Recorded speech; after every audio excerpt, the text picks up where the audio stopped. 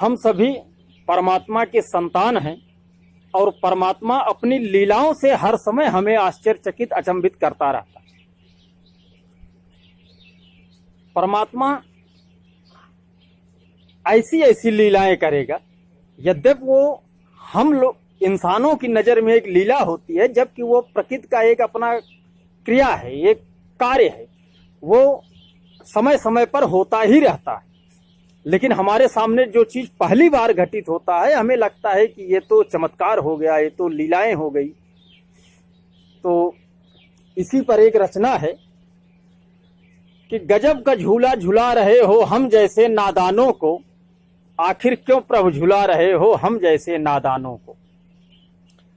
तेरा तो उद्देश्य यही है न्याय स्थापना करनी है, कि तेरा तो उद्देश्य यही है न्याय स्थापना करनी है, और सत्य का झंडा फहराना है, मानवता को गहराना है, और सृष्टि का समुचित विकास कर तुझको धरा बचाना है।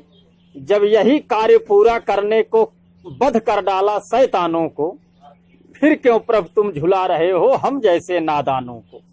आखिर क्यों प्रभु झुला रहे हो हम जैसे नादानों को।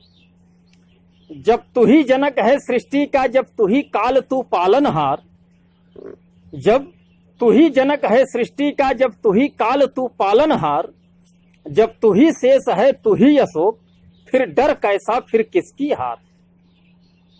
और तुझ पर दबाव है किसका आखिर, प्रभु तुझ पर है कैसा भार।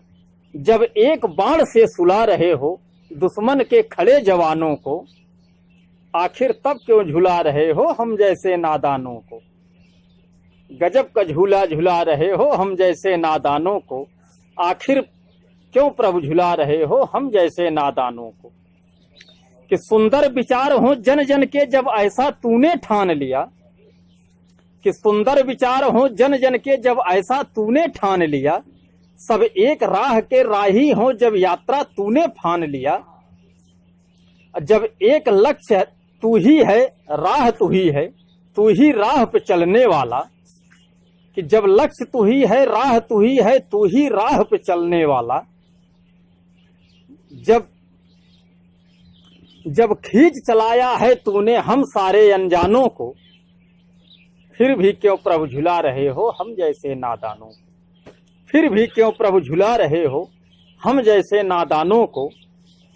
प्रभु तुम ही तो कहते हो इच्छा शक्ति से बढ़कर शक्ति नहीं, प्रभु तुम ही तो कहते हो इच्छा शक्ति से बढ़कर शक्ति नहीं, और सुना है तुमसे कहता हूं बढ़कर मेरी अभिव्यक्ति नहीं। और विजय भावना की करने को जब तुमने अवतार लिया, जब दुर्भाव की काली मोटी गिरा दिया दीवालों को, फिर भी क्यों प्रभु झुला रहे हो हम जैसे नादानों को। गजब का झूला झुला रहे हो हम जैसे नादानों को, आखिर क्यों प्रभु झुला रहे हो हम जैसे नादान।